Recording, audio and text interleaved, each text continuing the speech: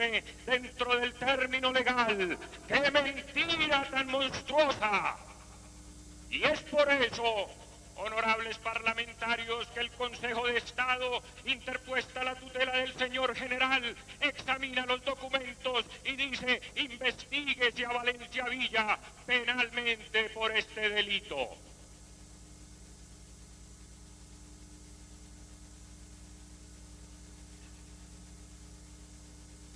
Dice el Consejo de Estado: se violó el debido proceso en la etapa de notificación del acto del 19 de julio y deberá confirmarse el fallo del acuo.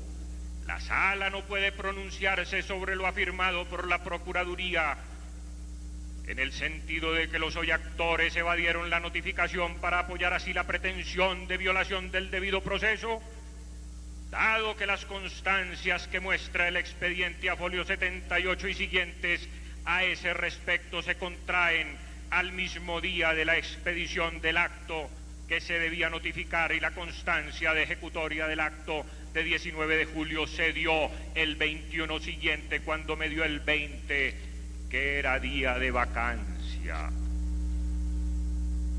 En otras palabras, dice el Consejo de Estado, si la Procuraduría hubiera cumplido el rito previsto en la ley y no se hubiera enredado en tratar de seguir su propio y personal capricho, escúchese bien, a esta hora la decisión estaría notificada.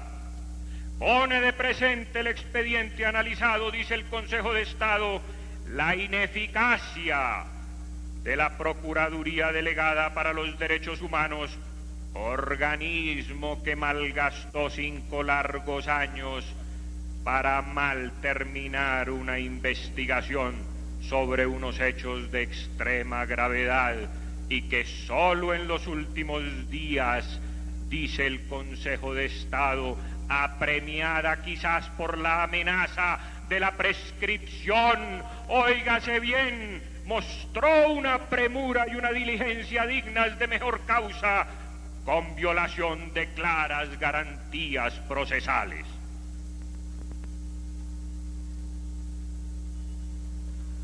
Señor presidente y honorables parlamentarios, yo no he sido amigo del general Velandia. Yo no he sido tan amigo de los generales de la República porque mi oficio como congresista, como profesor universitario de economía que no de derecho, me aleja de esos estadios de servicio a la nación. Pero cuando yo vi al general Velandia asomarse a la televisión colombiana y ante una pregunta de un reportero de televisión, el general Velandia se quiebra en sollozos y en llanto, señor presidente y honorables parlamentarios, quise conocer este exabrupto jurídico. Quise conocer su dolencia, quise conocer la dolencia de las fuerzas militares de Colombia. Me interesé en saber y experimentar íntimamente esta desmoralización que sufre nuestro país en cabeza de las fuerzas militares.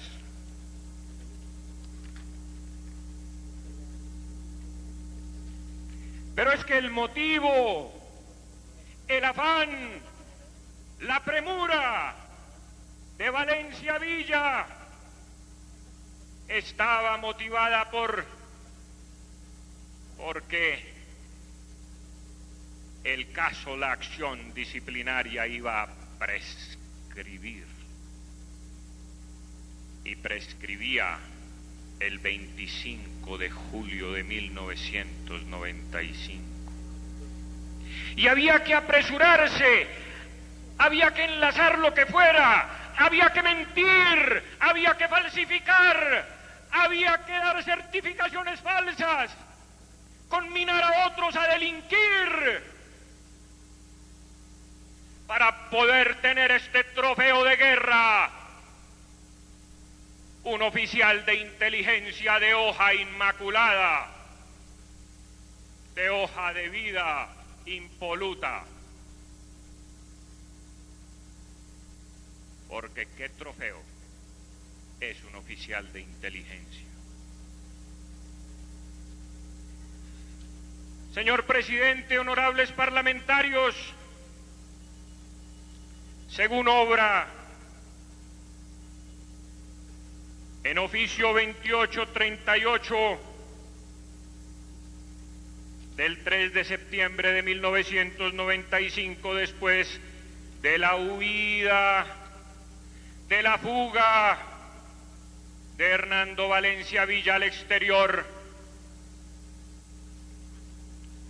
producido por el doctor Orlando Gómez, procurador encargado para los derechos humanos, se consuma la otra monstruosa mentira.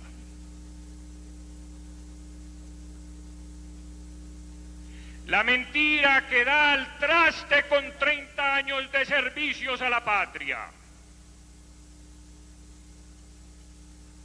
Porque Orlando Gómez, procurador encargado, produce una certificación en la que hace constar que el fallo de la Procuraduría queda ejecutoriado el 29 de agosto, que es formalmente cierto, pero humanamente deleznable, mentiroso, porque una mentira a medias es una infame mentira. Una verdad a medias es una infame mentira, honorables parlamentarios.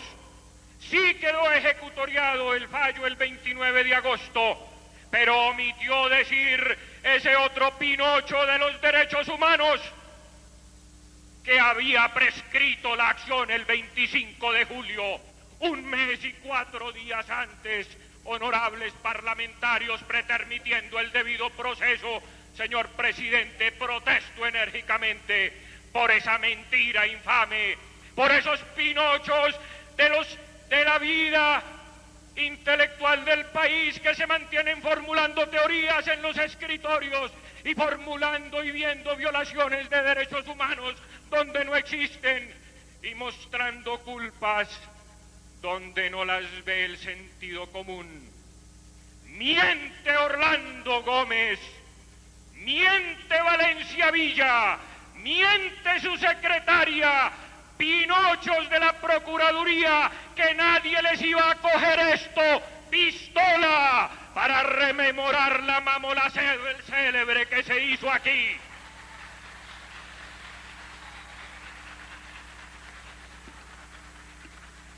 Les solicitamos a las barras, por favor, guardar compostura en el recinto. Informa a la presidencia por parte de la Secretaría que el señor procurador se ha comunicado y ha anunciado que viene en camino. También quiero expresar que fue invitado para la sesión de hoy a partir de las 3 de la tarde. Gracias, señor secretario. La presidencia manifiesta que, como lo hemos convenido y es nuestro deber, daremos todas las garantías para que este debate se adelante con toda tranquilidad y con toda serenidad, como le conviene al país. Tiene la palabra honorable representante Pablo Victoria. Muchas gracias, señor presidente. Necesitaba ese respiro. Leo a ustedes, honorables parlamentarios, oficio 2324 de ese prófugo de la verdad y la justicia que se llama Hernando Valencia Villa. Dice en una parte: al exministro Fernando Botero Sea, entonces ministro de la Defensa Nacional, acompaño a usted copia auténtica de las dos providencias mencionadas y la certificación secretarial sobre la ejecutoria del fallo de única instancia, y dice: la Procuraduría desea dejar constancia de que la actuación se adelantó con el más escrupuloso respeto de las garantías procesales de los implicados. ¡Qué farsa y qué farsante! Tras el insulto agravio, tras la violación cinismo, tras el cinismo fuga. Aquí está la constancia secretarial de la ejecutoria, firmada por Gladys Estela Lozano Herrera, que certifica la verdad de Hernando Valencia Villa, su verdad.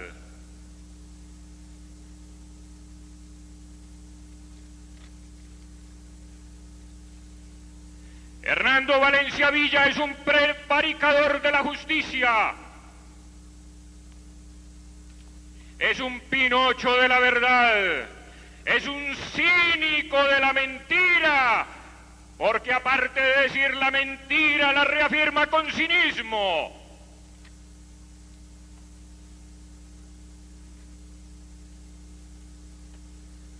Es un abusador de la autoridad y es un usurpador de las funciones del Procurador General de la Nación, y valdría la pena que él estuviera aquí. Se hace tarde, señor Procurador, para que usted escuche, para que usted sienta con dolor de patria las injusticias que se perpetran tras los escritorios y tras las sombras del poder y de la autoridad. Le usurpó sus funciones. Yo no soy constitucionalista, pero aquí en el artículo 278 de la Constitución dice: el Procurador General de la Nación ejercerá directamente las siguientes funciones: desvincular del cargo previa audiencia al funcionario público que incurra en algunas de las siguientes faltas, y las enumera.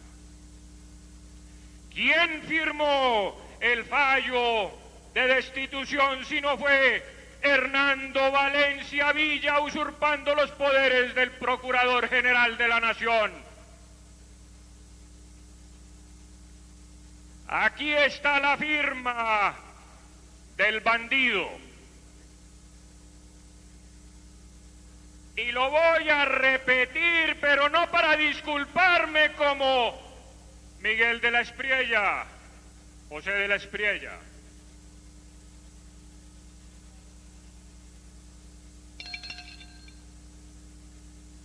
Aquí está la firma del bandido.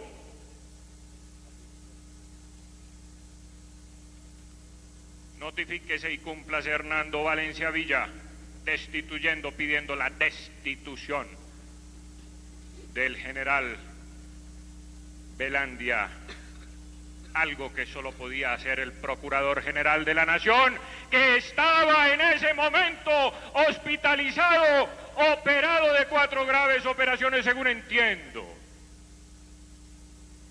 Usurpó sus funciones. Es como si alguno de ustedes firmara un decreto por el presidente de Colombia. ¿Qué validez tiene? ¿Qué efectos jurídicos tiene? Me pregunto a los constitucionalistas y a los que transitan y trasegan el derecho.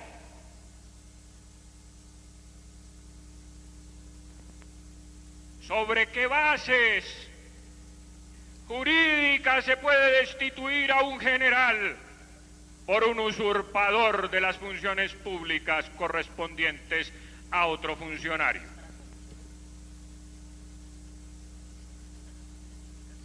¿Cómo me recuerda este episodio al caso Dreyfus? 1898, en Francia, se acusa a un joven capitán de la etnia minoritaria en Francia, judío, de traición a la patria. Y se le sigue un juicio por traición a la patria, y lo empapelan, y lo dominan los incisos de los códigos, y le pervierten las pruebas, le falsifican la verdad, y es condenado en alguna de esas prisiones espantosas que a principios del siglo se llamaban colonias penales, y dura 10 años el capitán Dreyfus, quien encanece en esa prisión por traición a la patria francesa. Y Émile Zola y muchos otros eminentes escritores y ciudadanos de Francia se interesaron por ese mártir de la justicia y corrieron el velo de la vergüenza y expusieron a la vista pública la verdad, señor presidente y honorables congresistas. Lo llevaron a Francia, y Francia, avergonzada, lo convierte en general de la República Francesa.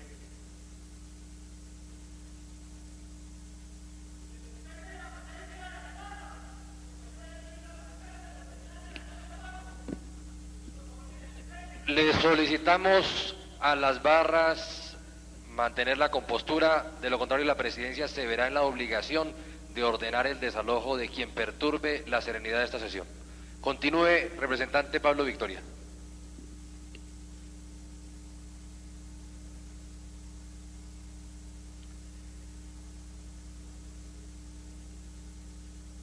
Es decir, en Francia pudo más la justicia que el derecho, porque por el derecho el capitán Dreyfus estaba condenado.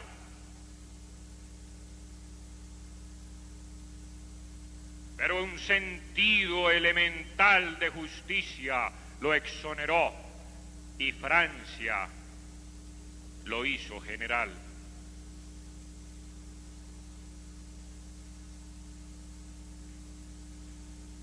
Señores parlamentarios, Valencia Villa le mintió a la justicia, le mintió a la prensa del país, que mancilló por mala información el honor de un militar.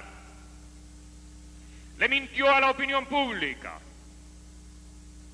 le mintió al Ministerio de la Defensa, le mintió al presidente de Colombia.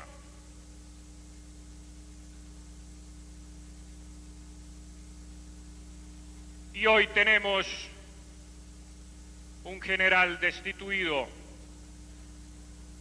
pero yo aspiro a que prime la justicia en Colombia sobre el derecho.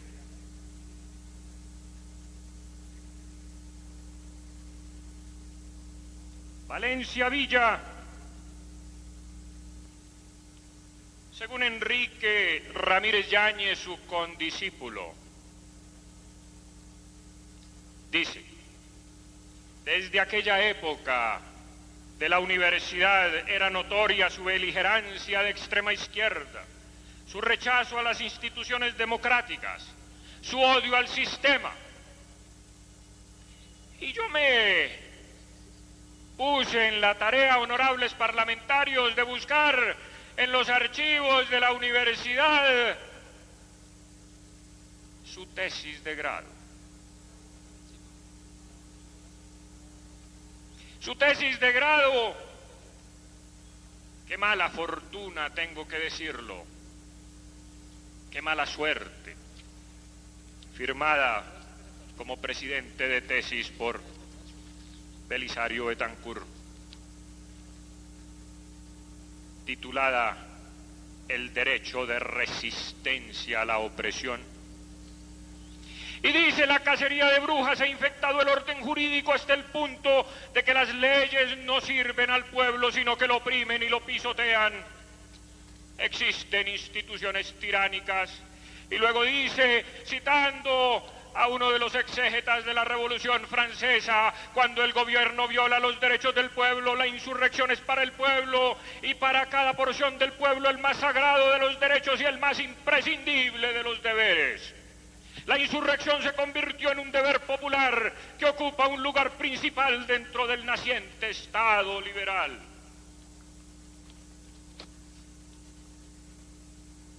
Y plantea un nuevo orden jurídico que quiero que se asombre.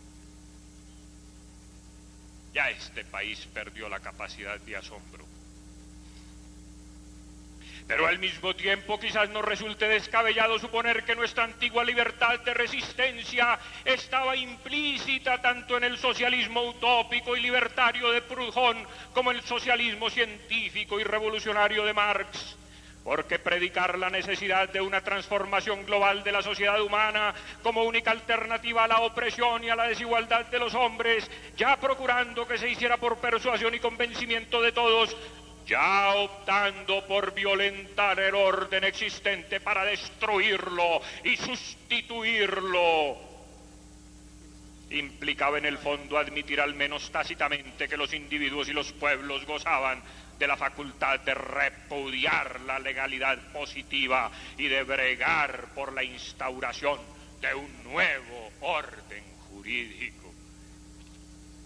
Y habla de la Iglesia Católica y dice: la propia jerarquía ha reconocido la legitimidad de los movimientos revolucionarios que surgen en una sociedad sometida al azote del despotismo, habiéndose recurrido infructuosamente a los remedios legales y a las protestas pacíficas. Y dice, a manera de conclusión de una larguísima tesis, aclaramos que si nuestros 6 argumentos en favor de la licitud de la sedición no tienen todos idéntico peso, ello se debe a que no deben ser examinados aisladamente, sino en conjunto.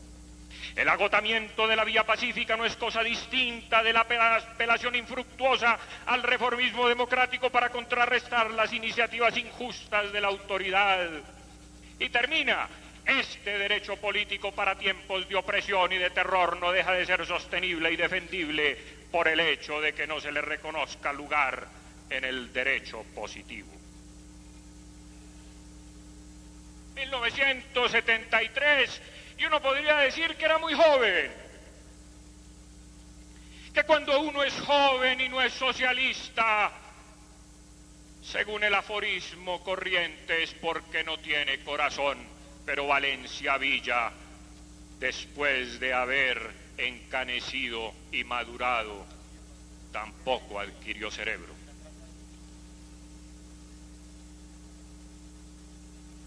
Cuando perteneció como directivo a la Comisión Andina de Juristas, esa comisión produce esta perla, refiriéndose al terrorismo. Su calificación no puede ser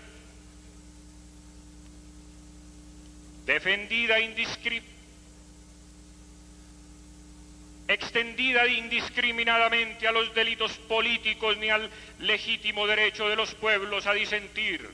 La reafirmación del legítimo derecho de los pueblos a la rebelión frente al gobierno que masiva y sistemáticamente violen los derechos humanos e impidan la libre expresión de la soberanía popular, le otorga 20 años después el legítimo derecho a las organizaciones delictivas subvertir el Estado de Derecho.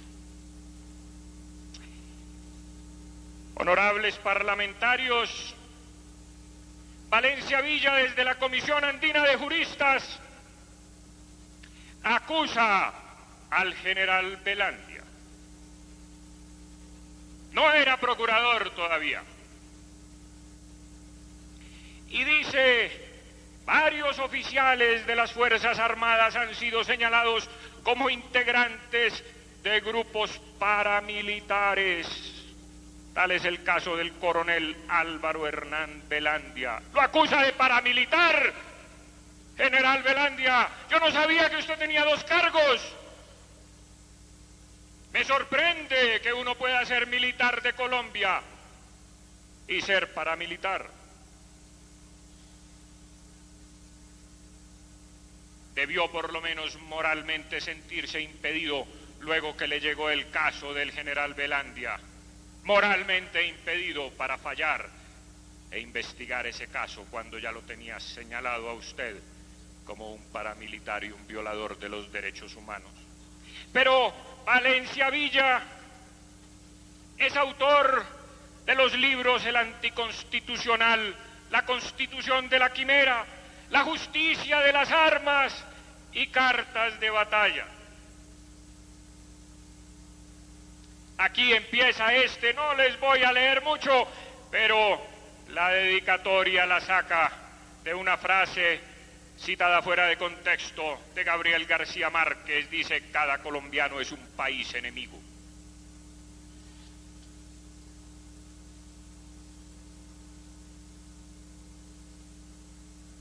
Con todo, la tradición de la guerra justa es apenas parte de la historia de las leyes y costumbres de la guerra, que culmina en el derecho de los conflictos armados.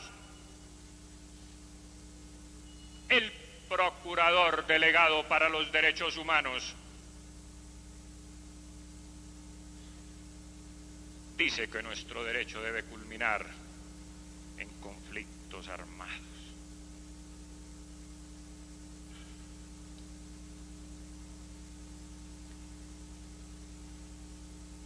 Ese defensor de los derechos humanos dice en el periódico de la Defensoría del Pueblo de agosto 13, año 2, páginas 9 a la 12, las fuerzas regulares actúan como si creyeran que una guerra de guerrillas puede ser ganada desde el punto de vista militar y como si las tácticas de contrainsurgencia, abstracción hecha de su moralidad o legalidad, estuvieran siempre justificadas por razones de Estado.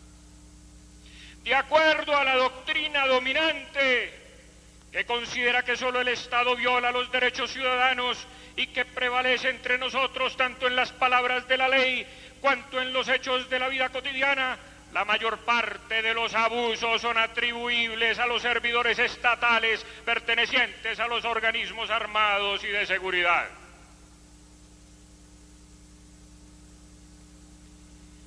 Yo no sé, honorables parlamentarios, de dónde sacó estas estadísticas o esta afirmación.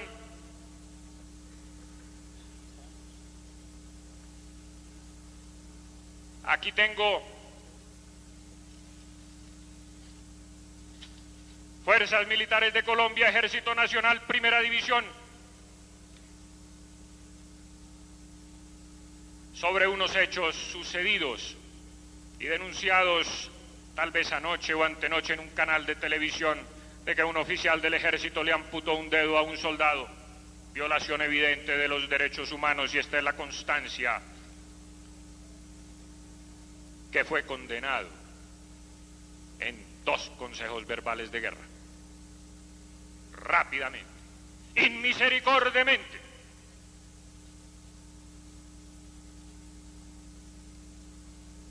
¿Dónde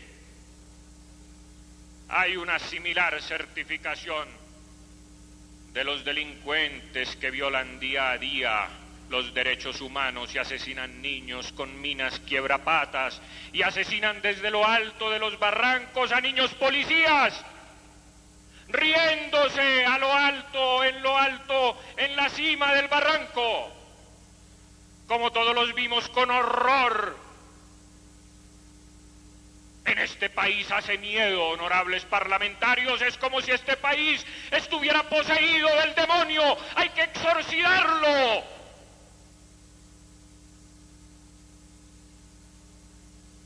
Y son ellos los violadores, los más grandes violadores de los derechos humanos.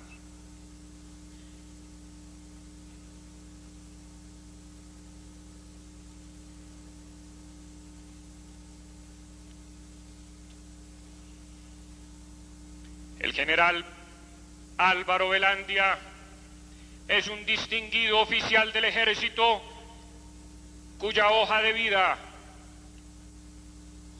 me permití conocer para conocerlo de cerca. Tiene 2 hijos, es casado, su esposa está aquí. Su vida militar ha sido truncada por un farsante de la justicia.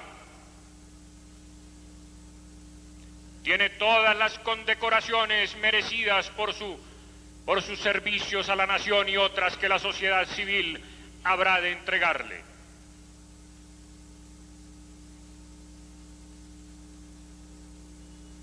Él está aquí presente, poniéndole la cara al país.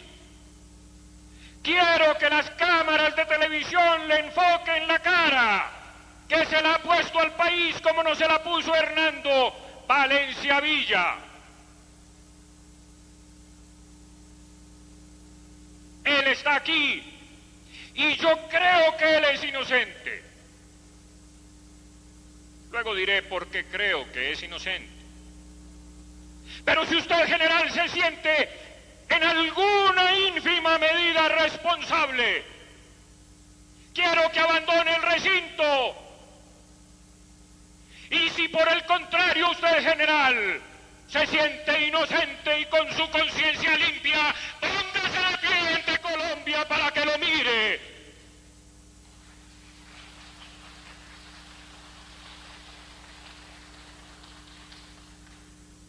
Gracias, señor general. ¿Dónde está Valencia Villa? Aquí lo mandé a citar, a invitar. ¿Dónde está? Búsquenlo debajo de los pupitres. ¿Dónde está Valencia Villa? Que no lo veo.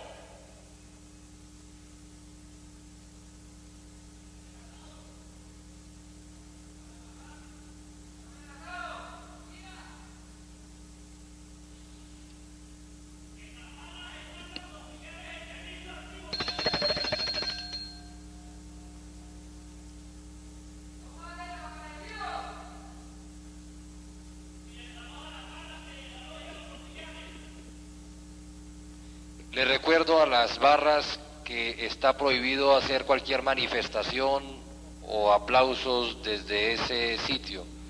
Señor representante, continúe con el uso de la palabra.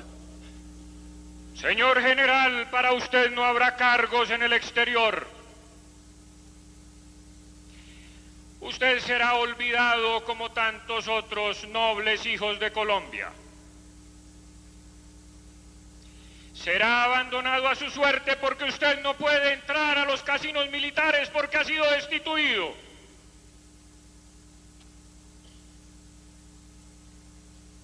«30 años de servicio por la borda, señor general. Usted empezó su vida, su carrera, aspirando como Dreyfus a ser general de Colombia. Con una larga tradición, su padre fue general, su abuelo fue oficial también del ejército. Pero para usted no habrán cargos, se lo garantizo. Algunos de nosotros hemos comenzado a indagar, buscar algunos industriales que nos den la mano para que le donen algún dinero al general Velandia para que se vaya al exterior a hacer otra vida. No podrá mantenerse con su sueldo de retiro en el exterior, señor general. Pero aquí tengo un decreto número 1381 del 30 de junio de 1994, en donde el presidente de la República de Colombia decreta, artículo primero, créase en la Embajada de Colombia ante el gobierno de Bélgica un cargo de primer secretario con la remuneración de $4.247 para Gustavo Petro del M-19. Artículo segundo, créase en la Embajada de Colombia ante España otro cargo similar, con similar sueldo, para Vera Grave del M-19 que perdió las elecciones. Y créase en la Embajada de Colombia ante el gobierno de Francia otro cargo para Eduardo Chávez del M-19, premiados por sus servicios a la patria. Créanse en la Embajada de Colombia ante el gobierno de la Gran Bretaña, otro cargo por igual cantidad, y se lo dan a Aníbal, Palacio del EPL, y se crea otro cargo en los Países Bajos con igual remuneración para alias Bernardo Gutiérrez. Firmado presidente Gaviria y Noemí Sanín de Rubio.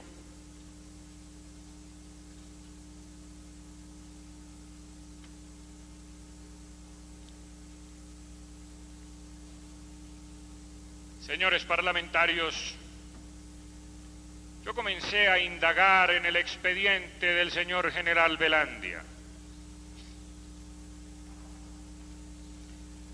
Desafortunadamente no está el expediente o los expedientes. Si están, quiero enseñárselos a Colombia.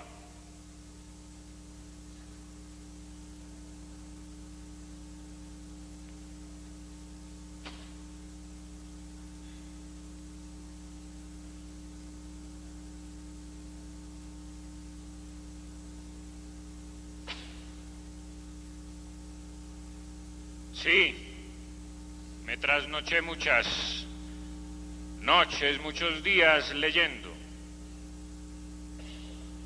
Yo no soy abogado y no ando fácilmente por los expedientes, ni por las disposiciones.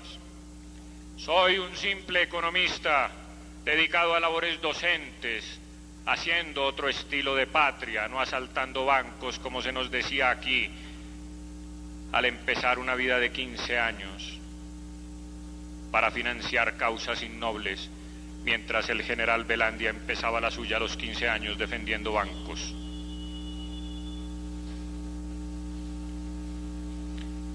Y en ese expediente, y créanme que me causó desazón, horror, angustia, porque todos los desaparecidos indudablemente y las personas asesinadas de una manera o de otra en Colombia me causan esa impresión y ese dolor, porque yo soy un hombre pacífico, así hable duro en estas audiencias y así hable enérgicamente.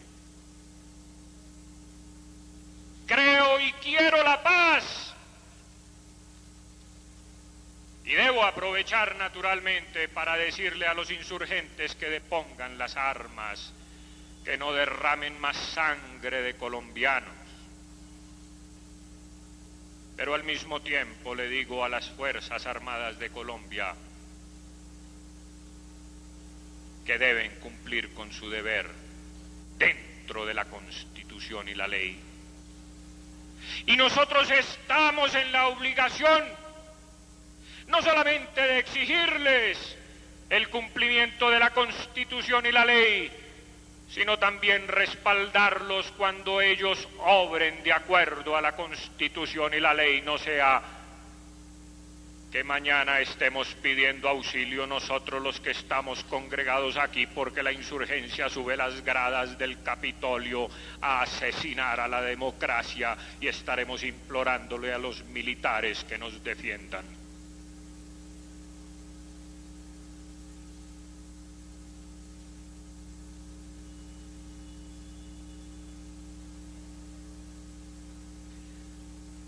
Y deambulé por este voluminoso expediente y tengo la duda razonable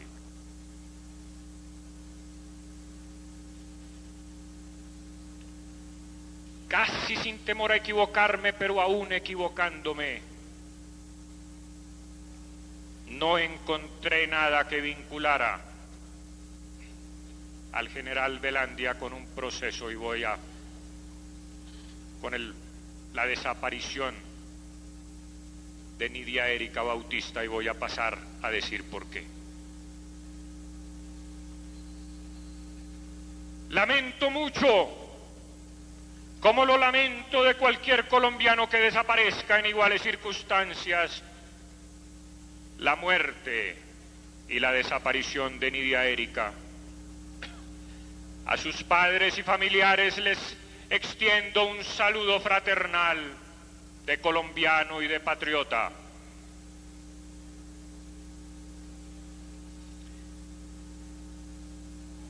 Pero me encontré con unas certificaciones, por ejemplo, el alcalde de Guayabetal, cuando una pareja encuentra un cadáver,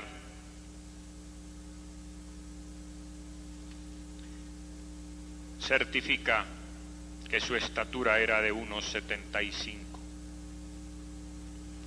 tez morena, cabellos lisos, dentadura incompleta, vestido blanco,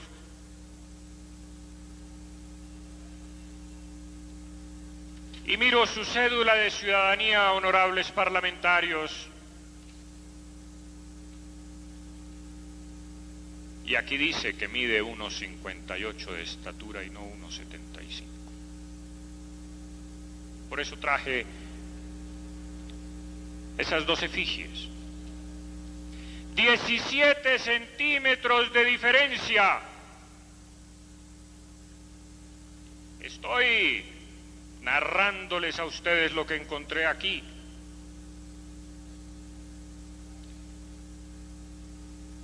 Y hay una certificación de quien le hizo la prueba dental que dice que su dentadura pertenece a una persona de por lo menos 18 años de edad. Nidia Erika creo que tenía 33. Aquí está la certificación del Hospital Regional San Rafael, Caquesa, Cundinamarca. Dictamen odontológico. Se puede establecer que es una persona de por lo menos 18 años de edad. Me causa impresión porque no dice de por lo menos 25, de por lo menos 30, de por lo menos 35. De por lo menos 18 podría significar 20 o 21.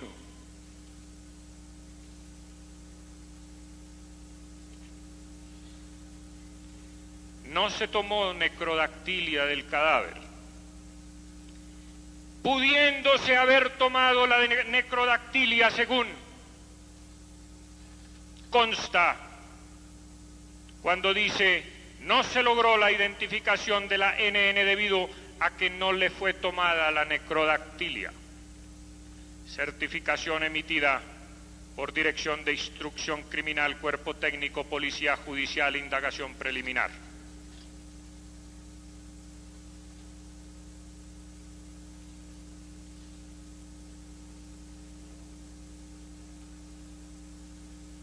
El único testigo ocular, Mauricio Gómez, la vio ser raptada a un campero de placas FS 5371. Y el sargento que lo acusa a usted, general, vio un Suzuki de placas SJ410, color gris, cuando el testigo ocular independiente dice que el campero era color blanco con capota negra. Y Valencia Villa desestima y dice que esos son detalles irrisorios, insignificantes e irrelevantes.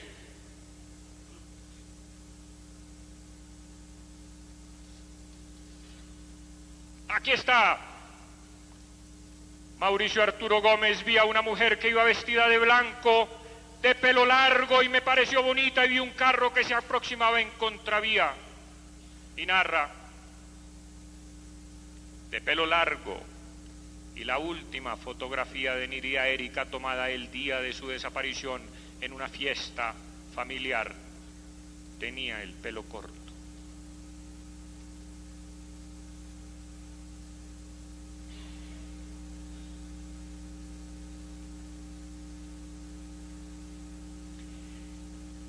Y cuando se exhuma el cadáver,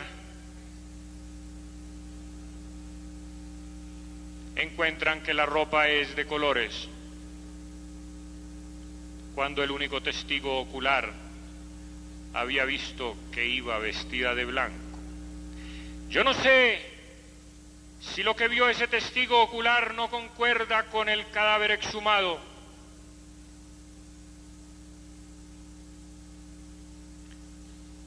o el cadáver exhumado no concuerda con las afirmaciones del testigo ocular. Lo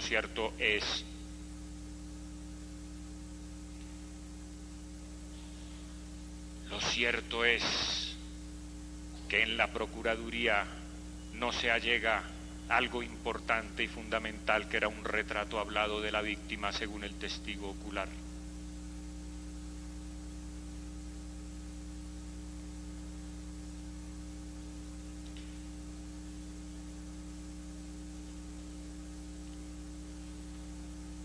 Aquí están todas las certificaciones.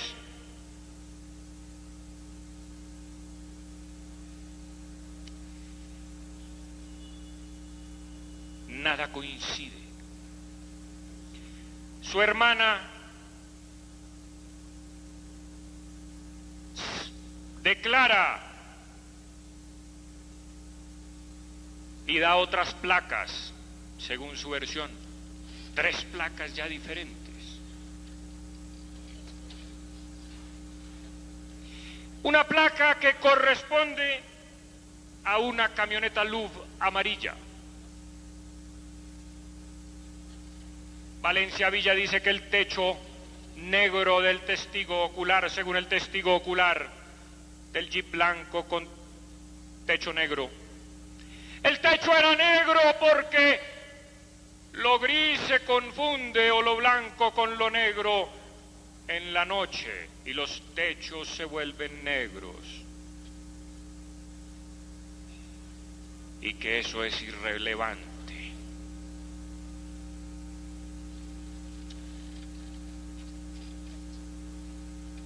Pero he aquí la declaración de su acusador que encontré en el expediente, general Velandia. Comillas. Por ejemplo, sé que en el año 1987, en el mes de agosto, ubicaron a la señora Nidia Erika Bautista de Arellano en el Carulla de la carrera 13 con calle 43 o 42, da el número de las placas y dice así: la mantuvieron por espacio de 2 días, posteriormente la llevaron hacia el sector de Quebrada Blanca y allí le dieron muerte. En ese entonces se encontraba de comandante el coronel Álvaro Velandia Hurtado. Él tuvo conocimiento de eso y aprobó la determinación. Además sé que participó un sargento de apellido Ortega Araque, quien era el que conducía el vehículo. ¿Sí? Y la Procuraduría para los Derechos Humanos, que defiende los derechos humanos de unos, pero no los derechos humanos de los otros, no se hace, como yo, economista, una pregunta elemental de derecho procesal penal, creo que se llama eso. ¿Cómo sabía usted, sargento, tanto? ¿Cómo sabía usted que la llevaron a Quebrada Blanca y la retuvieron por 2 días? ¿Acaso usted fue testigo ocular? ¿Acaso usted acompañó a la víctima? ¿Acaso usted la acompañó hasta Quebrada Blanca? Cuéntenos, venga. ¿Acaso usted fue cómplice?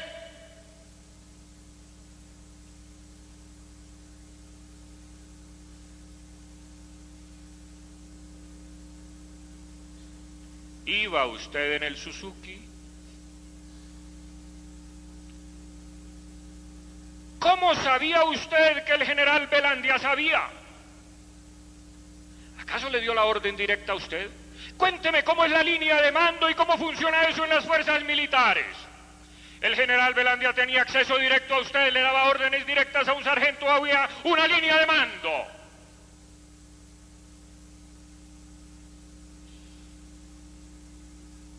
Pero ocurre, honorables parlamentarios, que el general Velandia ocupó la comandancia del batallón Charri Solano de enero del 87 a diciembre del 87, y estos sucesos acaecieron en septiembre del 87. Según recuerdo, la denuncia de la desaparición fue puesta alrededor de septiembre 25 del 87 y no existe constancia alguna de que ese juzgado donde se denunció ese ilícito haya notificado al Charri Solano de que había una desaparecida.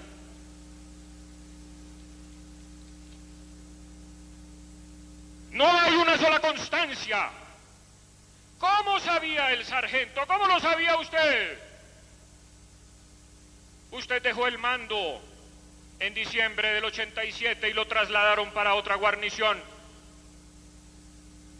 Ni siquiera sabía porque no se había oficializado la desaparición.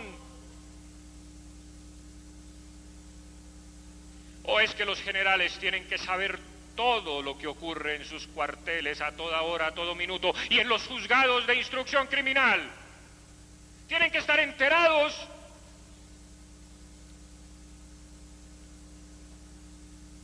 Procuraduría General de la Nación, la imprecisión del testigo en este punto específico debe entenderse como un error de apreciación intrascendente para la investigación. No concuerda la estatura, no concuerda la dentadura, no concuerda el Suzuki, no concuerda las ropas, no concuerda el pelo.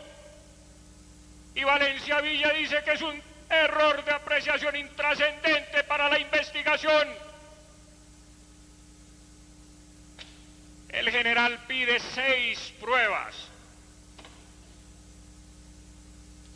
Debido proceso y el derecho a controvertir las pruebas que sean presentadas contra uno. ¿Cuál es ese artículo de la Constitución, señor Procurador General de la Nación? Artículo 29, tal vez. Y Valencia Villa se las niega.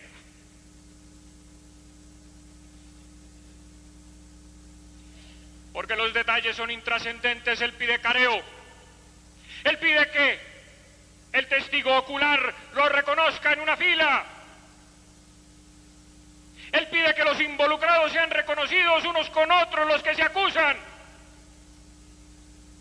Pero eso es intrascendente. Que se controvierta la prueba, que se amplíe la declaración del sargento. Y eso es intrascendente para el defensor de los derechos humanos.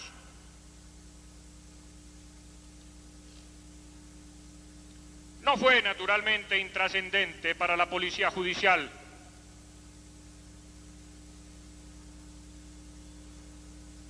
¿Qué dice a folio 231 del cuaderno 1 la Oficina de Investigaciones Especiales de la Policía Judicial sobre esa acusación? General Velandia dice lo siguiente: como se ve, desde 1987 esta institución ha hecho un sinnúmero de pesquisas tendientes a la determinación de los posibles autores o partícipes de esta violación, sin ningún resultado positivo al respecto, pues el material probatorio recopilado es muy escaso y con él no se puede argumentar en un momento dado responsabilidad activa o pasiva en cabeza de algún servidor público. Archívese la presente actuación de carácter disciplinario preliminar iniciada con ocasión a la desaparición de la señora Nidia Erika Bautista de Arellano, atendiendo las razones en páginas anteriores motivadas. Los investigadores penales, dice, aquí no hay nada para vincular a un servidor público con este asesinato y esta desaparición. Archívese.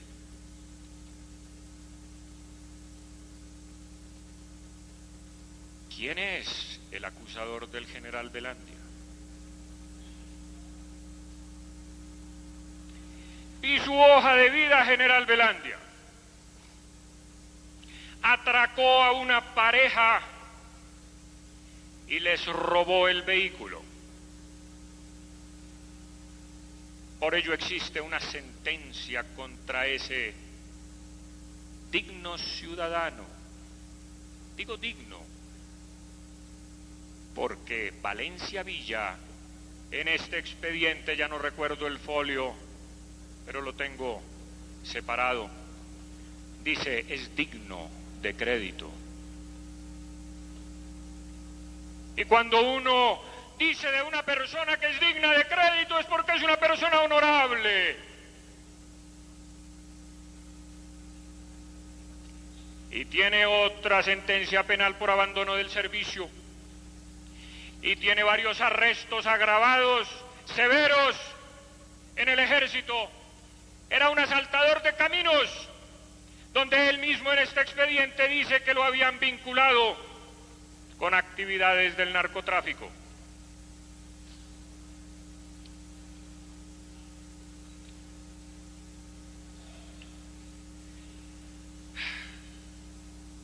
Dice, iniciado por el Juzgado Segundo de Instrucción Penal Militar a folio 35, se encuentra el oficio 028 de febrero 7 del 91, suscrito por la Juez Segundo de Instrucción Penal Militar, en el que solicita la captura del señor Bernardo Garzón Garzón. Y aquí tengo fecha 21 de noviembre del 89, expedido por la Juez 22 de Instrucción Criminal de Bogotá, decretando el auto de detención contra el sargento viceprimero Bernardo Alfonso Garzón Garzón, su acusador general, digno de todo crédito.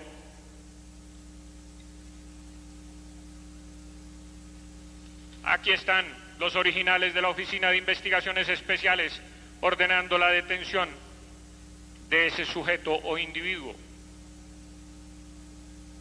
Y cuando va a declarar a la Procuraduría, se confiesa y dice que es un reo. Y la Procuraduría no lo manda a detener.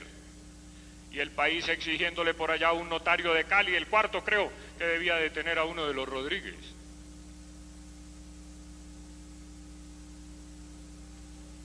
Creo que lo exoneraron de toda culpa, entiendo. La Procuraduría no detiene al delincuente. No le pregunta cómo sabía tanto, era usted cómplice.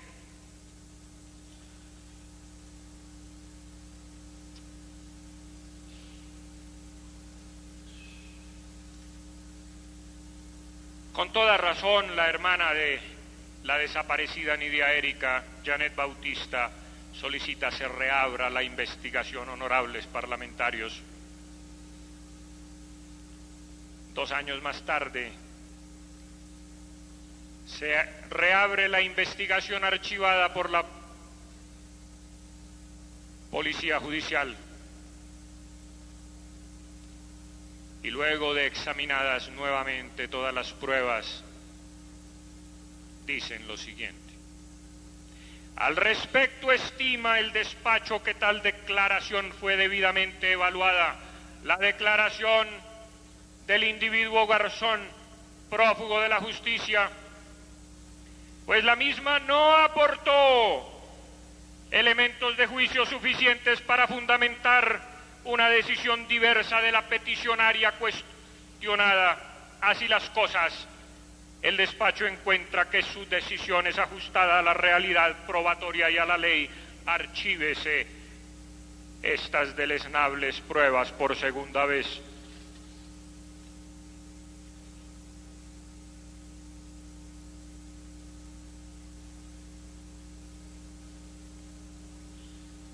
Pero se solicita que se remitan esas pruebas a la Procuraduría Delegada para los Derechos Humanos, y a usted, general, lo tiran a los lobos.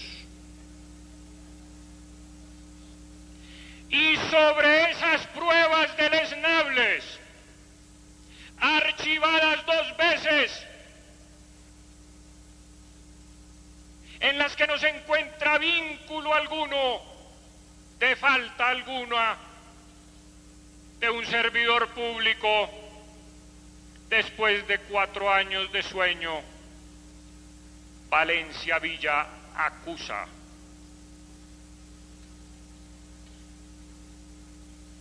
y lo acusa, señor general, de la siguiente manera.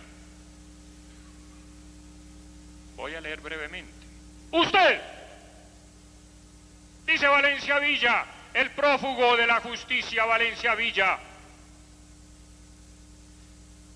usted en condición de comandante de la compañía tuvo conocimiento de la retención, desaparición y posterior homicidio de la señora Nidia Erika Bautista, aprobando tales procedimientos, los cuales fueron presuntamente ejecutados por sus subalternos, y luego le dice que al aprobar tales conductas puso usted en peligro la efectividad y la razón de ser de los procedimientos establecidos en la ley.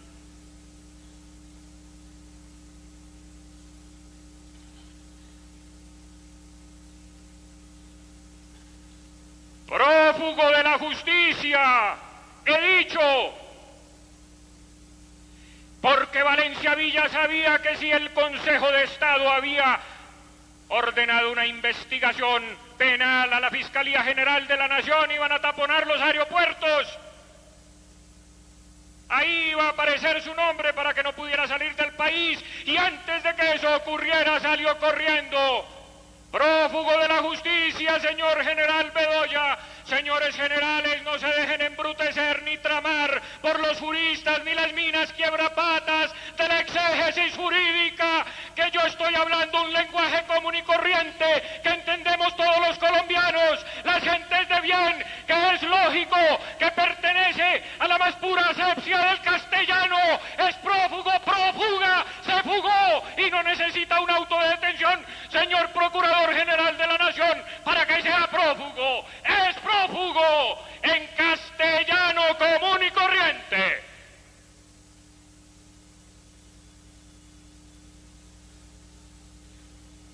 Es que nos están tramando con los alambres de púas de la exégesis y no nos dejan mover ni nos dejan pensar.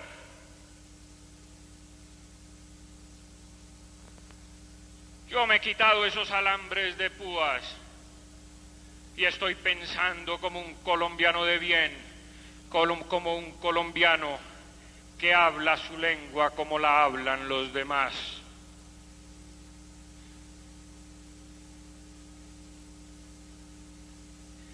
¿Dónde estaba el defensor del pueblo, Córdoba Triviño, que está aquí para defender los derechos humanos del general Velandia? ¿O es que el general Velandia no es pueblo, señor Córdoba Triviño? Yo quiero preguntarle a Colombia entera, ¿quién es pueblo en este país? Yo quiero preguntarle a Colombia entera si yo soy pueblo, si ustedes son pueblo, si los ricos y los pobres somos pueblos, si los más encumbrados y los más humildes somos pueblo.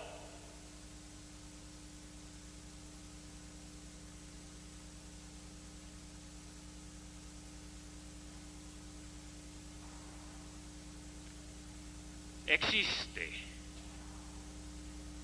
todo tipo de indicios y diría yo pruebas de que Nidia Erika decidió colaborar con el ejército cuando fue capturada en mayo del año 87. Aquí en estos folios existen manuscritos de ella dándole información a las Fuerzas Armadas sobre las actividades delictivas del M-19. Existen pagos para ella por parte de las fuerzas militares.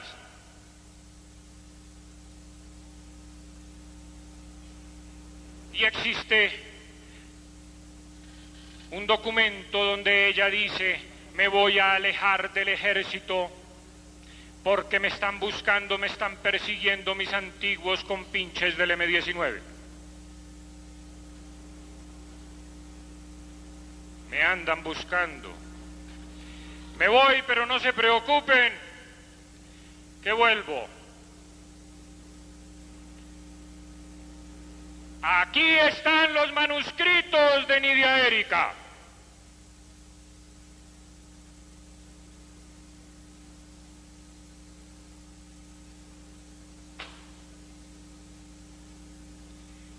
¿Quién señores congresistas,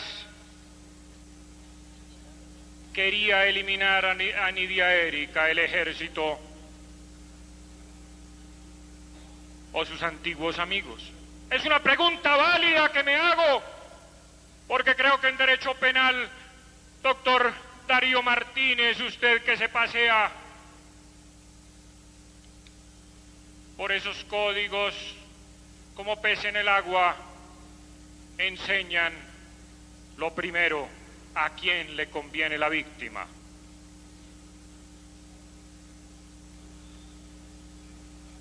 ¿Le convenía al ejército que recibía información o le convenía a otros sujetos, entre otras cosas porque su hermana dice que los vigilantes de la unidad donde ella vivía decían que ella tenía vínculos con el narcotráfico y vendía algunas sustancias de esa naturaleza?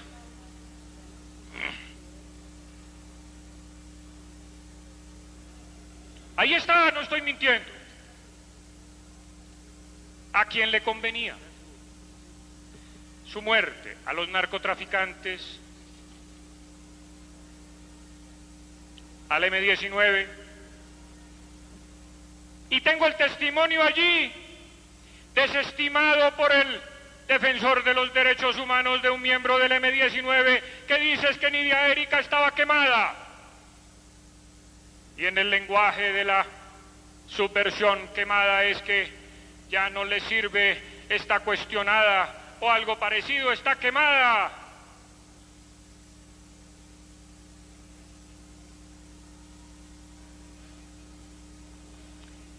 Pero el señor Valencia Villa, para constatar que efectivamente era una informante del ejército, honorables parlamentarios, asómbrense de lo que voy a decir,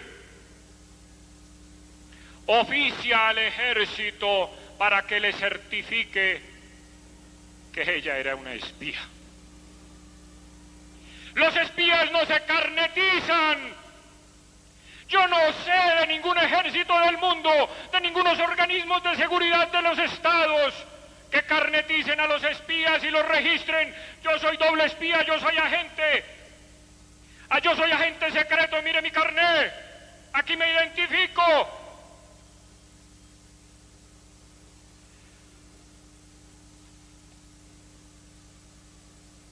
Por eso dije que Valencia Villa había podido tener corazón en su juventud, pero perdió el cerebro en su madurez.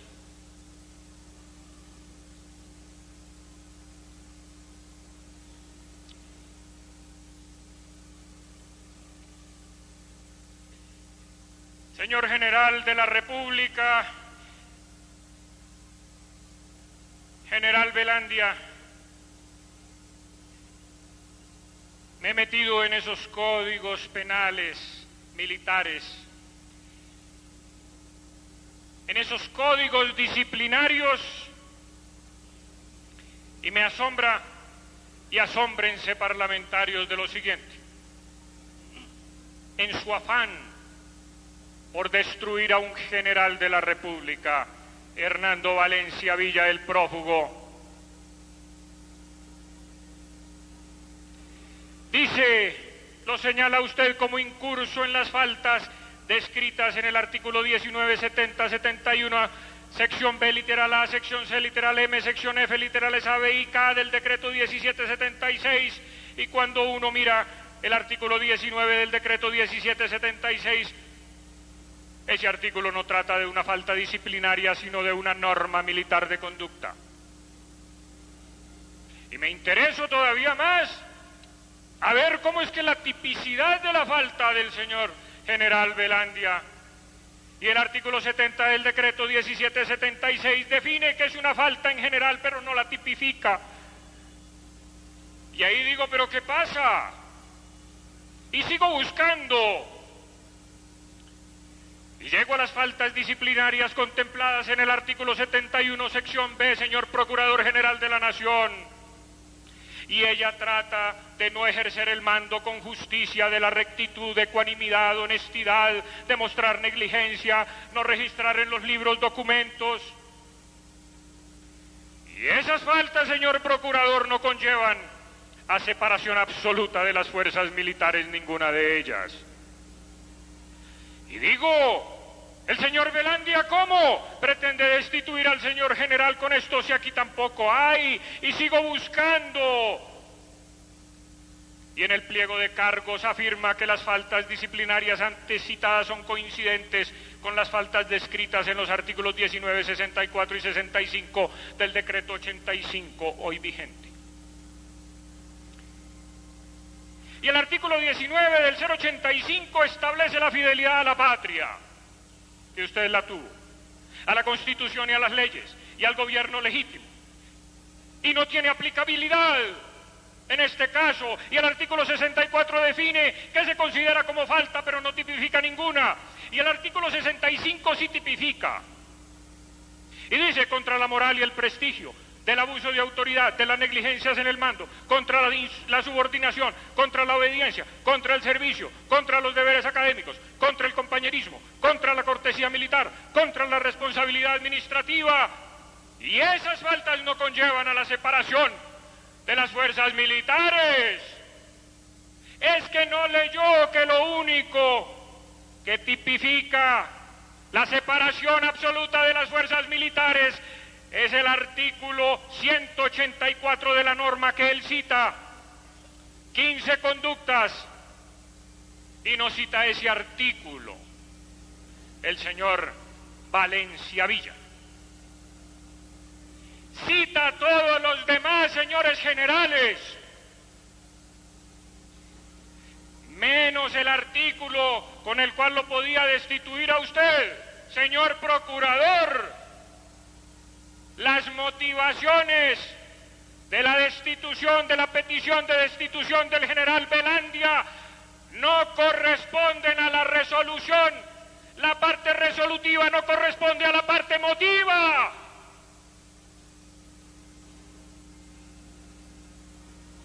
¿Dónde estaba el defensor del pueblo?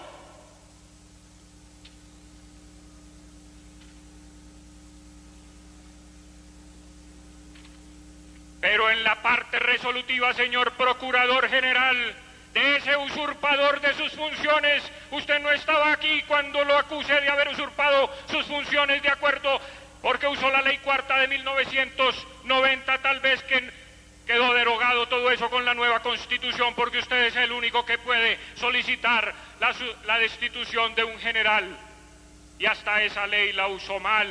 Él le usurpó sus funciones constitucionales.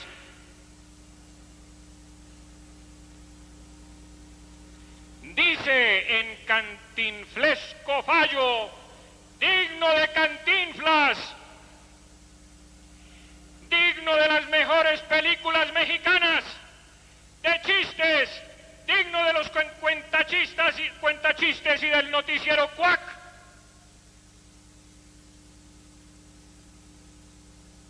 Lo destituye a usted del grado militar.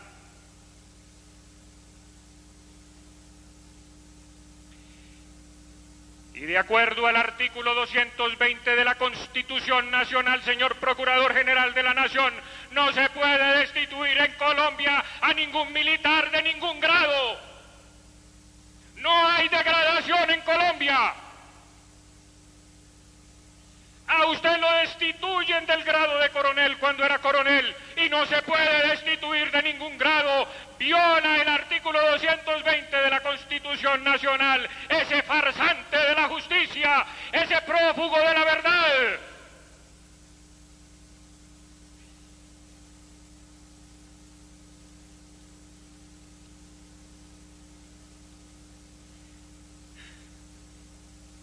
El artículo 29 de la Carta establece el debido proceso que se aplicará a toda clase de actuaciones judiciales y administrativas, y es nula de pleno derecho la prueba obtenida con violación del debido proceso. Señor Procurador, la acción disciplinaria prescribió el 25 de julio y el auto de destitución, de solicitud de destitución, quedó ejecutoriado el 29 de agosto, 1 mes y 4 días después de haber prescrito la acción.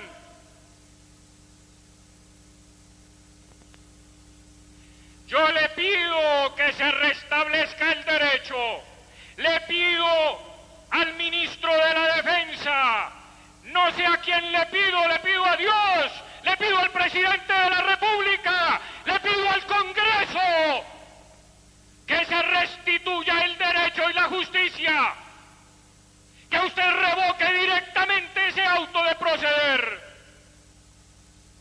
Revocación directa según el artículo 69 del Código Contencioso Administrativo, que habla de que cuando hay una ostensible y flagrante violación a la Constitución, se puede revocar directamente el auto, restablecer el derecho y la justicia. Usted, que es el guardián de la Constitución en Colombia, señor procurador, no puede ser inferior a hacer justicia y a aplicar con todo el rigor la Constitución y la ley.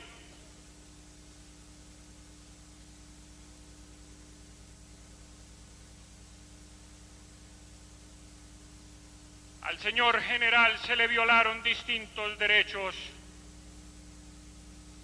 Se le aplicó el Código Ordinario de la Procuraduría y no el régimen disciplinario que les es propio según el mandato constitucional. Se le investigó por unos cargos y se le condenó por otros, no controvertidos ni probados. Se le negó la práctica de unas pruebas que el general pidió en su momento. Debió haberse declarado la prescripción de la acción disciplinaria y no se declaró por otro personaje que dijo una verdad a media, señor procurador, Orlando Gómez. No dijo toda la verdad. El auto quedó ejecutoriado, pero ya había prescrito la acción. No le dijo la verdad al país, ni al presidente, ni al ministro de Defensa. No le dijo la verdad total, que era menester cumpliendo sus deberes.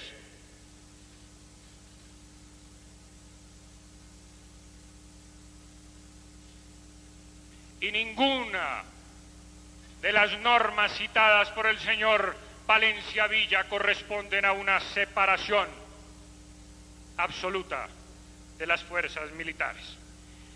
Señores congresistas,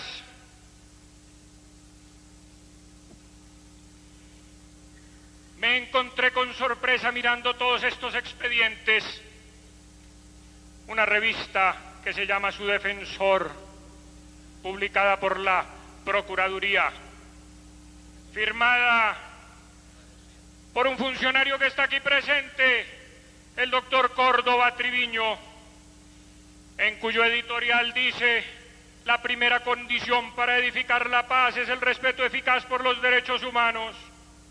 La paz genuina es la que se funda en la justicia. La paz seguirá estando ausente mientras se condecore a los que han abusado de su autoridad para infringir la Constitución, las leyes y los pactos internacionales, y guarda cómplice silencio con la violación de esos mismos derechos, la Constitución y las leyes, que Hernando Valencia Villa, y con la usurpación de poderes de que usted fue objeto. Y dice y publica aquí, con un mensaje subliminal, Córdoba Triviño: así estamos, una situación inexplicable. Y publica el decreto de condecoración al general Velandia y publica la desaparecida allí mismo. Y dice, hay que decirlo en voz alta, la impunidad que aquí ya no solamente se tolera, sino que se adorna con una que otra condecoración, ha terminado por convertir a muchos violadores de los derechos humanos en beneficiarios de una inmunidad tácita, al amparo de la cual se burlan las leyes, desprecian a los jueces y evaden la acción de los organismos de control. Por eso los vemos eludir con maniobras torticeras la notificación de las decisiones, Por eso los vemos ridiculizar el contenido de los fallos y aún impugnarlos con los términos más procaces y altaneros. Así estamos viendo la injusticia suprema, la que se da cuando el criminal sin temor hace ostentación de sus iniquidades. Y esto con el dinero, pagado con el dinero de ustedes, honorables parlamentarios, los tributos que pagamos al Estado, con el dinero de los contribuyentes colombianos en una profusa distribución de este pasquín, con el dinero de la reforma tributaria que va a aumentar las arcas del Estado para seguir publicando pasquines contra el Estado de Derecho, el Estado financiando la destrucción del Estado. En una célebre intervención, la última de su vida, Jorge Eliezer Gaitán, defendiendo a un teniente de apellido Cortés, si mal no recuerdo, dice: el honor es un valor moral en la sociedad, es una conciencia del nivel evolutivo de la especie, un estado social. Una calumnia bien propalada contra un hombre inocente le puede quitar el honor, que es el aprecio y la conciencia del aprecio que los ciudadanos tienen sobre determinado individuo. Y dice de ahí que sintamos desprecio por un militar de quien nos digan que es cobarde, y sentimos desprecio por el militar de quien nos digan o nos demuestre que no es valiente, o en este caso que haya infringido los códigos de la ética militar. Y termina: Teniente Cortés, no sé cuál será la respuesta del jurado, pero la justicia la espera y la siente. Teniente Cortés, usted no es mi defendido. Su noble vida, su doliente vida puede tenderme la mano que yo estrecho con la mía por saber que le estrecho la mano a un hombre de honor, de honradez y de bondad. General Velandia, yo quiero estrecharle la mano a usted, quiero estrechar su mano doliente, quiero que Colombia entera le estreche la mano por los servicios cumplidos en favor de la restitución de la ley, del orden y de los valores de la patria. Yo se la estrecho entrañablemente porque sé que usted es inocente y contra usted se ha confabulado las fuerzas oscuras que conspiran contra el Estado y contra la destrucción de los valores de la patria. Esta es la conspiración, señor procurador. No es la conspiración de la que se habló aquí, es la conspiración de la destrucción de la moral y de la destrucción del honor. Dígale, general Bedoya, dígale a tiro fijo que para evitarle más sangría a la patria se líe con usted solo en el campo del honor, en un duelo si quiere, o con soldados, con los mismos soldados y él con los mismos guerrilleros y las mismas armas de frente en el mismo terreno, en iguales circunstancias, y que no ataque a los soldaditos por detrás, ni les ponga minas quiebrapatas, ni huyan, ni se escondan en el monte. Ese es el honor y esa es la valentía, señor general. Rételo usted a ver si le acepta, porque de los valientes es el reto, porque el reto significa que habrá de conservarse el resto de la especie que en Colombia se está destruyendo con esta sangría infame. Quiero terminar con una proposición para que sea puesta a consideración en su debido momento. La Cámara de Representantes, en ejercicio del control político y considerando que el Procurador Delegado para los Derechos Humanos, Hernando Valencia Villa, solicitó la destitución de los grados militares del señor general Álvaro Velandia Hurtado y del sargento Julio Roberto Ortega Araque, con violación expresa del artículo 220 de la Constitución Nacional, que prohíbe la degradación de los miembros de la fuerza pública. Que la acción disciplinaria adelantada contra los militares señalados prescribió el 25 de julio del 95 y la sanción respectiva quedó ejecutoriada el 29 de agosto del mismo año, según certificación del Procurador Delegado para los Derechos Humanos encargado Orlando Gómez. que al señor general Álvaro Velandia Hurtado le fueron negadas las pruebas solicitadas y el derecho a controvertir las que se presentaron en su contra, con lo cual se violó el artículo 29 de la Constitución Nacional, de la cual usted es guardián. Que el Consejo de Estado, en fallo de tutela interpuesta por el señor general Álvaro Velandia, ordenó a la Fiscalía General de la Nación abrir investigación penal y a la Procuraduría General de la Nación abrir investigación disciplinaria contra el Procurador Delegado para los Derechos Humanos Hernando Valencia Villa. Resuelve designar una comisión de 5 representantes para que estudie la documentación presentada por el representante Pablo Victoria y rinda el informe correspondiente con las conclusiones que estime de rigor. Firmado Pablo Victoria y mi compañero de debate Guillermo Martínez Guerra, María Paulina Espinosa, todas las gentes de bien, el Parlamento colombiano, la Cámara de Representantes, los colombianos que me escuchan, le pido que revoque directamente, señor Procurador, ese fallo monstruoso. Y si el fiscal general de la Nación no ha actuado de acuerdo a lo ordenado por el Consejo de Estado, está también faltando a la ley. Y las palabras del presidente de la República finales, que dice como presidente y comandante en jefe de las Fuerzas Armadas pronunciadas hoy: prefiero a los militares enfrentados a la subversión en las montañas y no en los juzgados del país contestando requerimientos infundados presentados por sus enemigos. Señores congresistas, al poner en consideración esta proposición y solicitar que se surtan sus efectos, quiero felicitar a las Fuerzas Armadas de Colombia, garantes del orden, aceptar que algunos de sus miembros han violado derechos humanos, pero que esa no es una orden ni una consigna oficial, ni sistemática, ni consuetudinaria. Lo que es consuetudinario es la violación de los otros derechos. Pero quiero emplazar, antes de terminar, a las ONGs del exterior que le hicieron presión al presidente de la República seguramente, para que tomen nota de todo este acervo probatorio. Quiero emplazarlo a usted, señor Procurador, y al Ministro de Defensa, para que resarzan y restauren la justicia.